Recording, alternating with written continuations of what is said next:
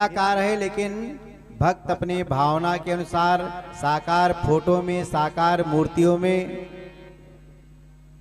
भगवान के स्वरूप को बना करके और आनंदित होता है। लेकिन जब हमारी भक्ति प्रगाढ़ हो जाती है, भगवान की भक्ति पाने का पहला साधन साकार ही है, और भक्ति जब प्रगाढ़ हो जाएगी तो चाहे साकार भजन करें या निराकार भजन करें,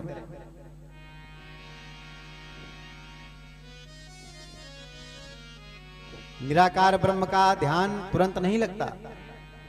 जैसे पानी है, अब आपको प्यास लगी हो, पानी न दिया जाए, आपको पानी का ज्ञान बताया जाए, आप कहें कि बहुत प्यास लगी है। अरे भैया क्यों प्यास लगी है? वातावरण में ऑक्सीजन है, उसमें भी जल है, धरती के अंदर जल है, और इस धरती पर तो 3 भाग जल ही जल है, समुद्रों में पानी, नदियों में पानी। आप कह रहे हैं प्यास लगी है, तो बताइए उसकी प्यास बुझ जाएगी ना?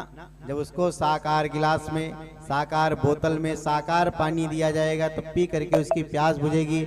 ऐसे ही भगवान है, जब साकार मूर्ति में साकार भगवान का हम ध्यान करते हैं तो हमारे अंदर तृप्ति मिलती है, हमारे भाव पवित्र हो जाते हैं।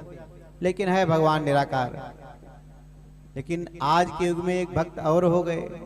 कुछ लोग तो भगवान को साकार कहते हैं, कुछ ऐसे भी हैं जो इन्हें निराकार भजते हैं। कौन?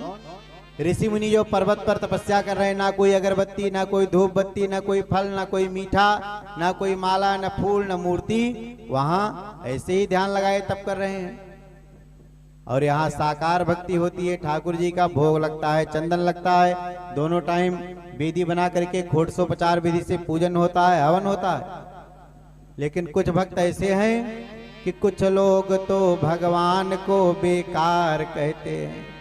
किसी ने कहा ना वो साकार है ना निराकार है, वो बेकार है।